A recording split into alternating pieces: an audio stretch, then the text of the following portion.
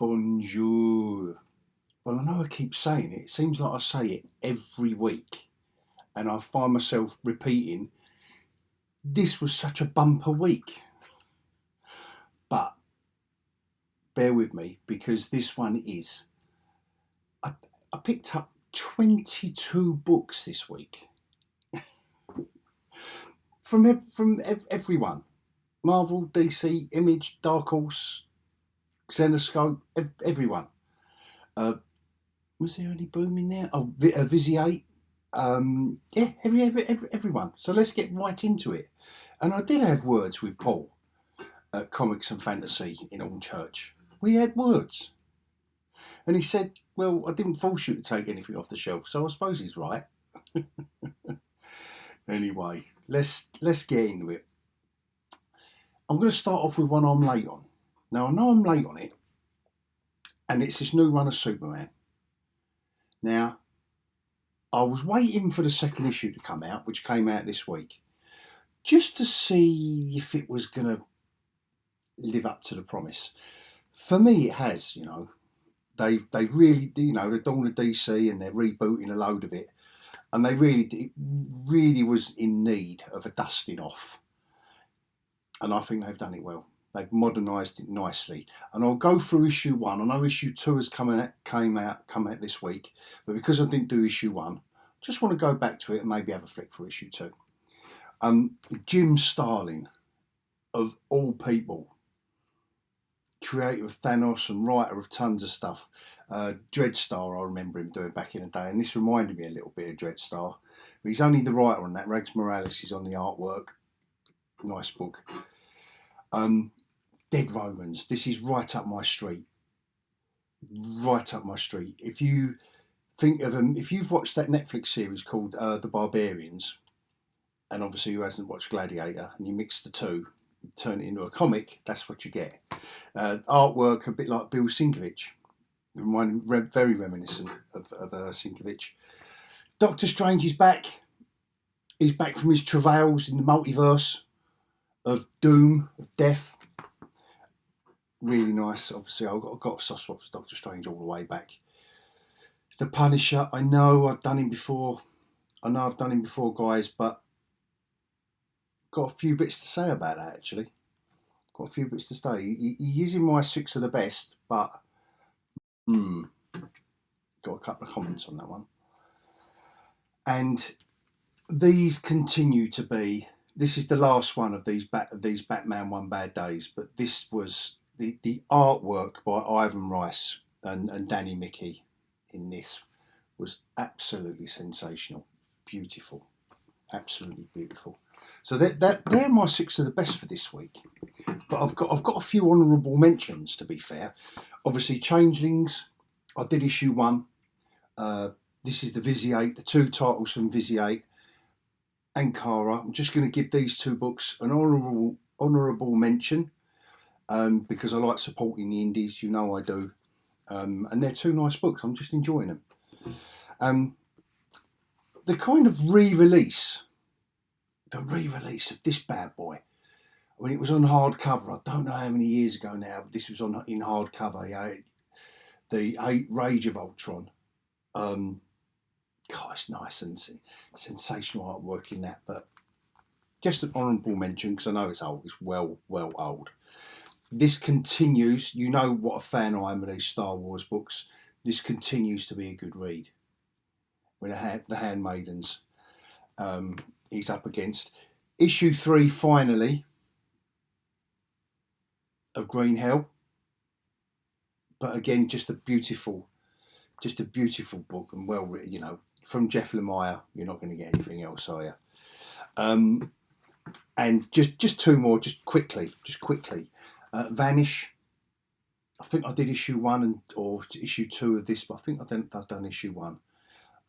It's been a bit sporadic, me getting this actually, picking this up, so I don't know what's going on there. It might just be me missing it.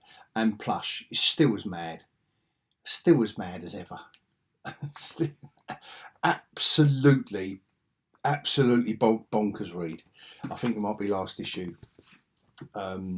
next week. So anyway, 6 of the best few honourable mentions. Really, really busy week, and then we'll do cover of the week at the end.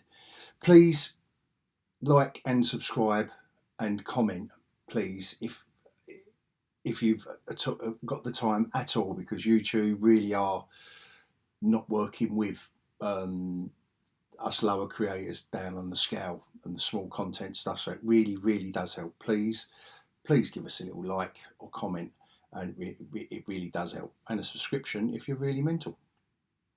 Let's do a deep dive on these bad boys after the scroll.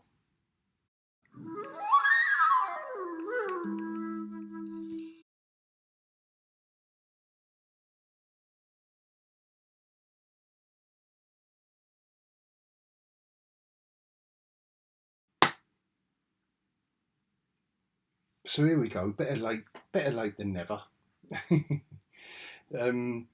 Issue 1, new reboot, Dawn of DC, rebooting, rehashing, revitalising all the main characters in the DC unit, just the main ones, and it has been in need. It has been, let's face it, has been in need of a dusting off all the main characters, and particularly Superman. They just haven't known where to go with it, and look, they're right back. They're right back to basics, but they do get on with it. They're not doing the artist, the writer on it, Joshua Williamson, and the artist Jamal Campbell. They're not wasting any time with all that nonsense of the origin and that. Bang, we're right into, you've got a few bits here, but bang, we're right back to where we need to be in the modern day. A new villain just to kick the story off, but Lex ain't going to be far behind. I like the art. I like Jamal Campbell's take on Superman. It's a bit his artwork is a bit Dodson, Rachel Dodson, Rachel and Terry Dodson esque in some areas, but don't mind that. So you've got a bit of Luthor in the background. This villain, but the heart, what they've got right in this book is the heart of it, which is the Daily Planet, and it's Clark and Lois. Here's Jimmy as well. He's the same as ever as the photographer. They made him nice and young. Here's Clark at the desk, and Lois. Perry White has taken a sabbatical, so she's editor in chief.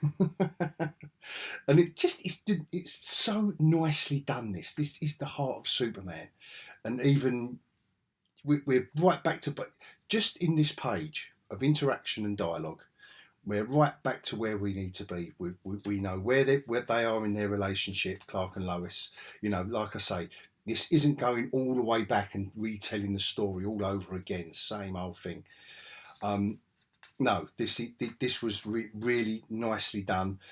They're having a bit of alone time, but no, there's peril. It's at the Lex core, and basically Lex has turned it into super core, and he's got a proposal. Mercy Graves, who works for Lex, he's basically making him the CEO. Cute. He's done a little presentation. Look. I just thought this was really fun. I really did think this was really, really fun. And a good read, great artwork, a great colouring job, nice and modern. It's absolutely fresh. This. Absolutely fresh, and the villain at the end. So there was a throwaway villain at the beginning. You think this is a throwaway villain at the end? It's not. This leads on to this. I don't want to give too much a story away because it's just a good fun read. This was nice. Wraparound cover as well. Just a nice issue 1 of a Superman comic. Loved it. And obviously, just quickly, issue 2. So this. I was kind of waiting, like I say, a nice new villain. Well, for me, a new villain anyway. Marilyn Moon Knight. I hadn't heard of her before. And look how dark they've done. They've gone for it this week. compared to last week. So we're getting into the crux of these villains now. So I thought this is beautifully done, and the colouring. I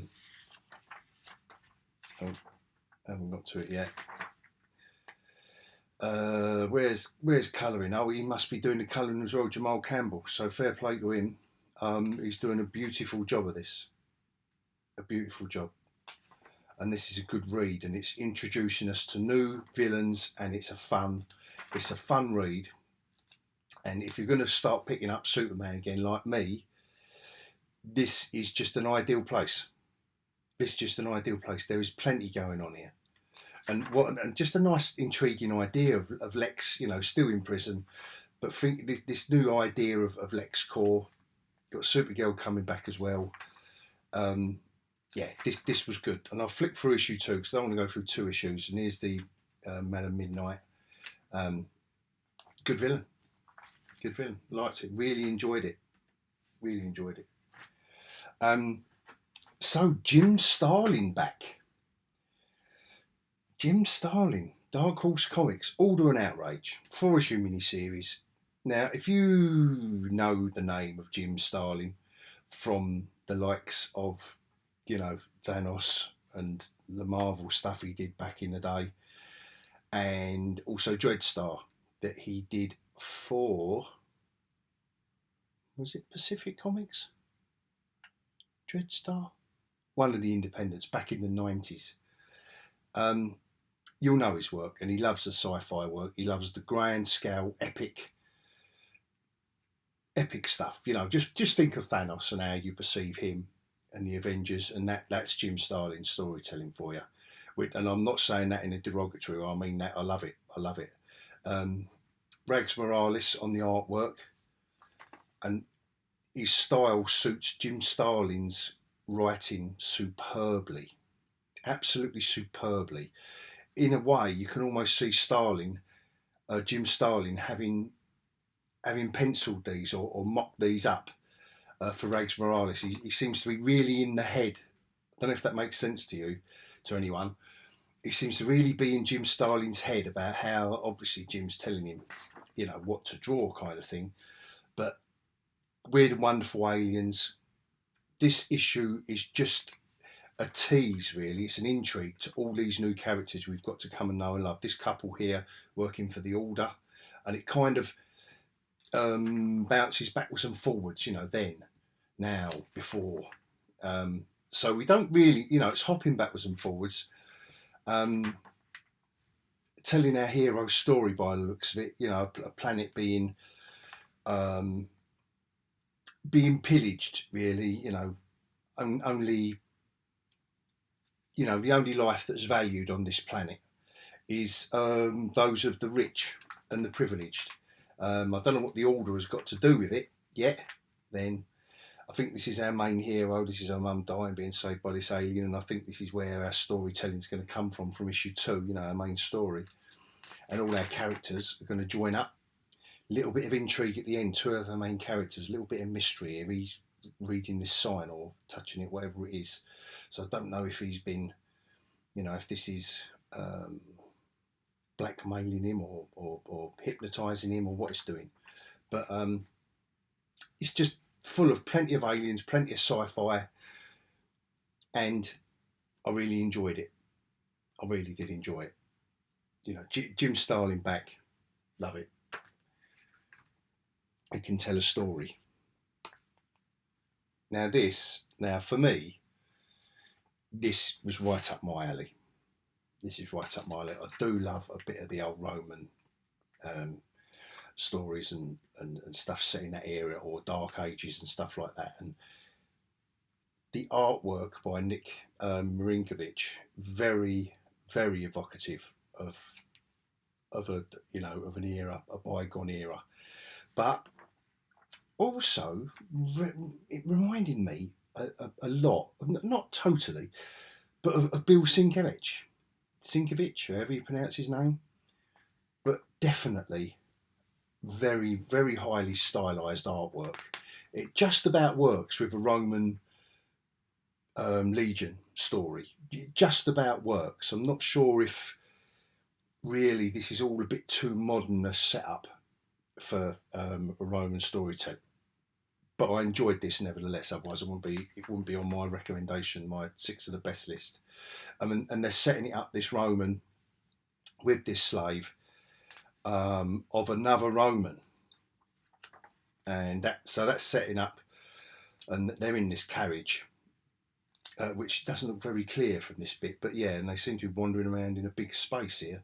But anyway, they're in this carriage, gets attacked. They're in Germania, which harks back to the Gladiator movies. And then we're off and running. We're off and running with the tribes and the intrigue between the two different factions of the Roman legions. And I just think this is beautiful artwork. Beautiful artwork. Like I say, just about modern enough, like stylized enough. But we don't know where the story's actually going. So I think when we get the fact it's called Dead Romans, I think it might be that this style starts suiting it more. Don't know whether a supernatural element's going to come in or not, but yeah, loved it. Another quick thing as I'm flicking through it again, it reminded me of Slain from 2000 AD. If anyone has ever read that, which I highly recommend, by the way. But yeah, this art style. There was a couple of artists on Slain back in the day that had a similar style. Evoking Germania from the dark forests and etc. So yeah, enjoyed it. Nice read that. Don't know how many issues is in the mini series because that's what they tend to do. But I'm enjoying it. Oh, he's back. Look who's back. Doctor Strange with an Alex Ross cover, looking like Benedict Cumberbatch. And there's nothing wrong with that. Well, not from the first film anyway. So anyway, Doctor Strange has been away in another dimension, all the usual blah blah. And I've reviewed the Tradmore miniseries where of his adventures there. I'm liking Jed MacKay, the writer's take on him now. It's almost like he's a British aristocrat with the dialogue. So they really are leaning heavily into the Benedict Cumberbatch element, which I don't mind. I do not mind. And obviously his wife Clea is lifelong, she goes back decades as a character. So as his, girlfriend at the beginning and all the rest of it. She's a sorcerer supreme from the dark dimension. So, and they're still married. But now he's back. He's got to deal with all the day-to-day. I really did. Again, this was quite light. Compared to the miniseries we've just had from Tradmore, this was quite light, but I enjoyed it nevertheless. This was just a nice segue first issue into the greater storyline. Black Cat turns up because she's been filling in for Spider-Man while he's been away, and asking Doctor Strange to do her a favour. Good old Doctor Doom, because he was being naughty while Doctor Strange has been away. Bit of Daredevil in there fighting a trash can monster of all things. So yeah, very light-hearted. Very light-hearted first issue up to a point. And then we get to refugees leaving the purple dimension. And it was really funny. Just one quick point. That the refugee camp of these refugees from the purple dimension they're in England, and there's something resonating with me as an English person at the moment, and our opinion on refugees and people coming over on boats, etc. I don't know if Jed MacKay is feeding off that, because we're going down a really funny politically charged route with dealing with immigration and stuff in this country at the moment, and this touched on it. It just resonated with me. But anyway, back to the comic. So they kind of go back to this. I can never pronounce his name properly. No, it's not Armemnon, but anyway, let's call him Armemnon. Agamon. He's the big bad. They go and have a chat with him about these refugees that are fleeing, you know, because he's killing them all. They're just like his slaves and they're just running. And he kills one of them in front of him, and Clea just wants to get revenge straight away. But Doctor Strange is saying no, so there's a bit of conflict there between husband and wife. A little bit of She-Hulk there asking for a bit of help. And when you think it's all over, it kind of isn't, because Agamemnon's chilling out and someone comes back through the portal. He's shouting out Strange. But does he mean strange or strange? So we won't know. This backup story in the back, still by Jed McKay, but Andy McDonald and Ian Herring on the art duties. This was a quirky little tale of Wand, the Psycho Zeppelin of the freaky Dr. Z. I've got to admit, this was mad. I thought this was a mock of. I thought they was mocking Alan Moore. That, you know, it's time to freak Birmingham out. And I know he's from Nottingham, which isn't far from Birmingham, but I don't know. I don't think they are. But I was just laughing to myself, thinking, "Oh, are they? Is he really doing that?" Oh, Wong and Pandora Peters. I don't know who that is. Forgive me. But they are agents of Wand, which is the wizardry, alchemy, necromancy department of S.H.I.E.L.D. And it's only them two. They are the department. By the end of the story, they've recruited Dr. Z. Because he's not really a bad, he just, you know, he wants to kind of use his powers, but he's not evil. So they recruit him. And at the end of this story, which I really liked, this links into the end of the main story. So I really did like that. The fact that we're getting a little bit of an epilogue or prologue. It's not just a backup story, you know, to try out a new artist or colourist or whatever. So a good book. This was a good book. 2 different stories, both linked. So really, I did enjoy that. There's an issue 1 reboot or legacy number. The legacy number is 427. Wow. I do go back to the 60s with some of them, but blimey, it feels like a long while. Right, Punisher. Still a good read.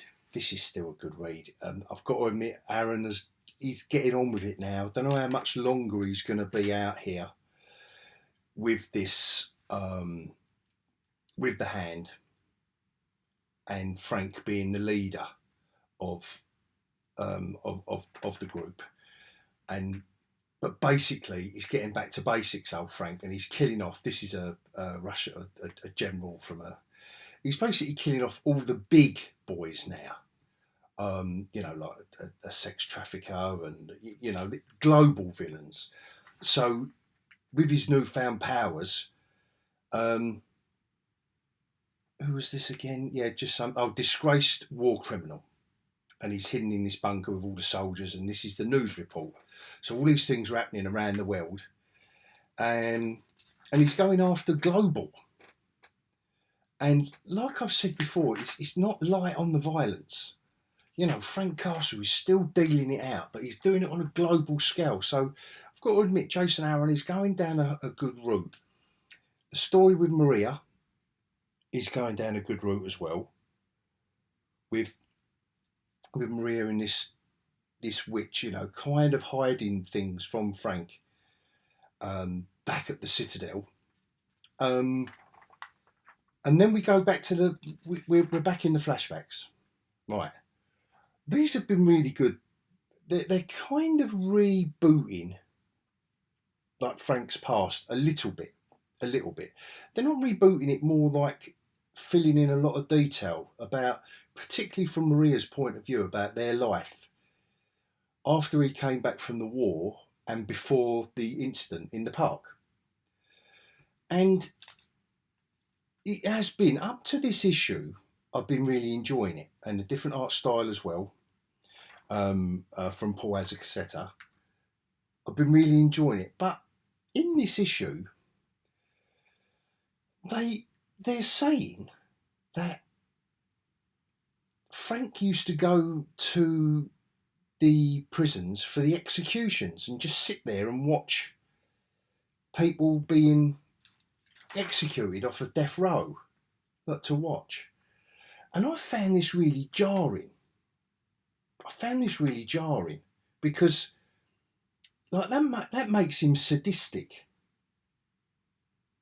And while I'm still enjoying the story in the present day, this bit of the backstory, I've got to admit, unless this is going somewhere, unless Jason Aaron exactly explains this, that's a bit wrong for me.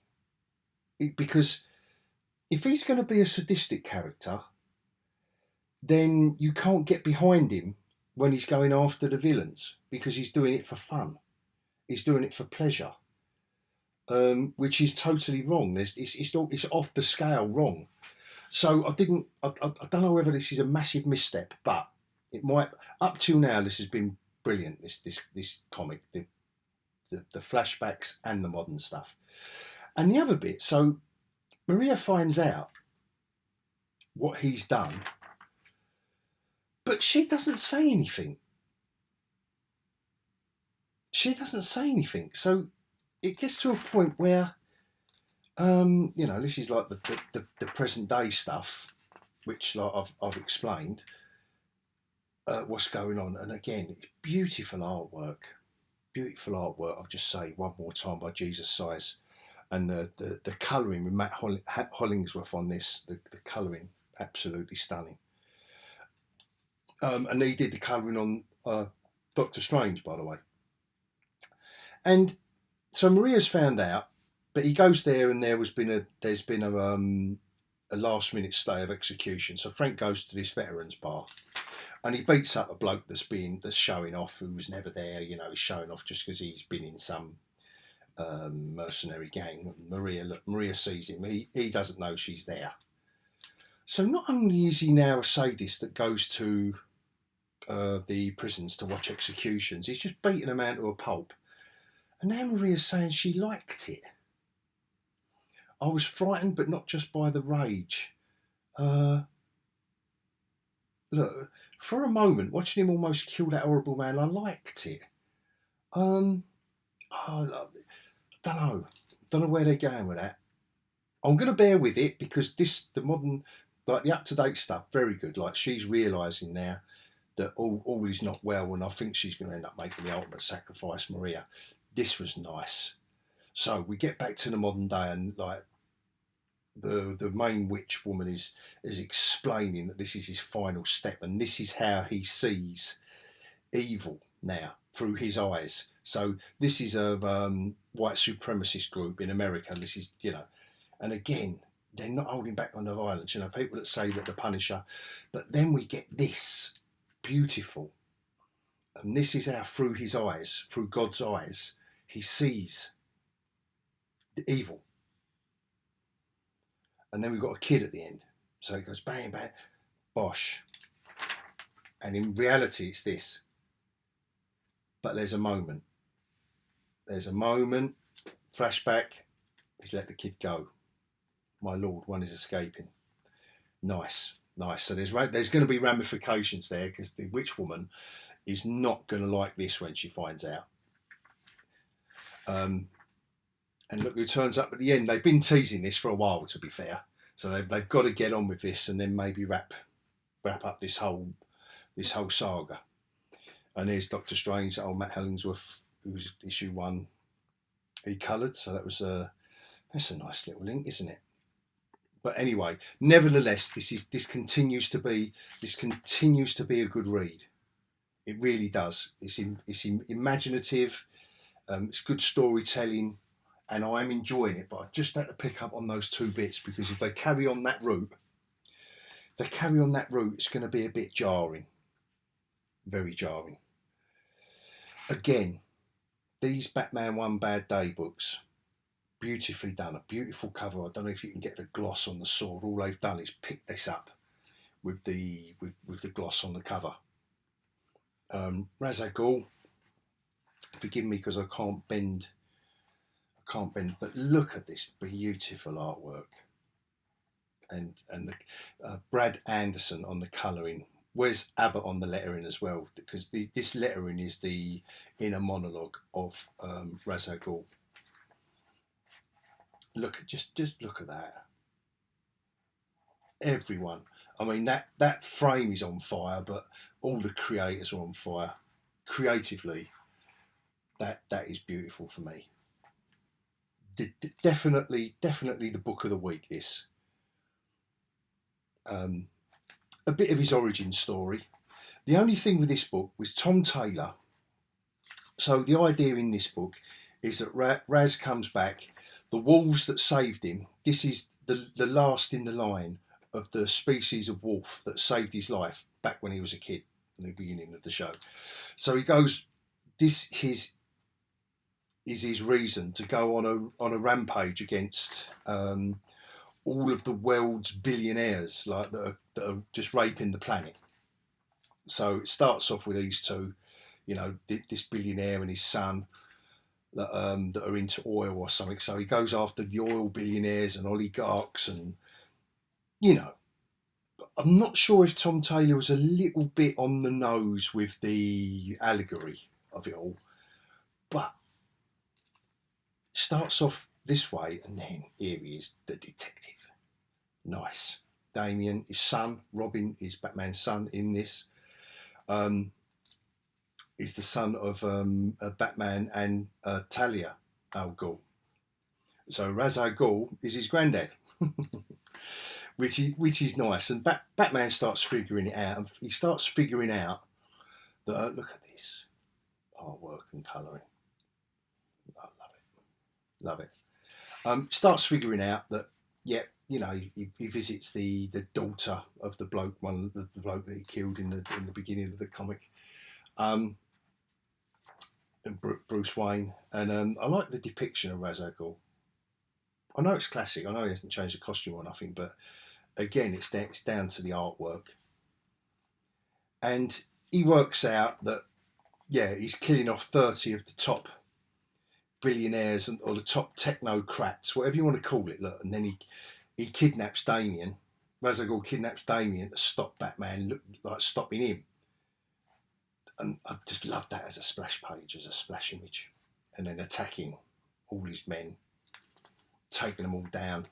You know, stop fighting, because he's got Damien. And he stops, he has to stop. And then he gives us a little bit of exposition. You know, I've lived many lives. I've swum through reefs, now they're bleached graveyards. I like the sentiment. I'm not sure whether this is too much on the nose, but nevertheless, this is still my book of the week. I think because the artwork just supersedes it, and the story did romp along. You know, considering this is you know, look at that. You'll have to read the comic to find out what happens. He makes Damien promise that he won't kill anyone, never take a life before he dies. And yeah, I'll leave it there, because I don't really want to spoil it for anyone. But this is the last in these One Bad Day books, and it's a superb ending. The run, it was off to a bit of a shaky start, to be fair. They weren't all the best, but this one, I'm not sure if this is either out of this and the Mr. Freeze for me. As the best, but maybe I'll reappraise them now that they're all done. As for cover of the week, before I go, that's a spectacular cover. I think J. Scott Campbell copy of the week will go to this. I think that is anyone disagrees with me, I don't know what to say, but that for me was a homage to J. Scott Campbell. And I mean the Doctor Strange cover,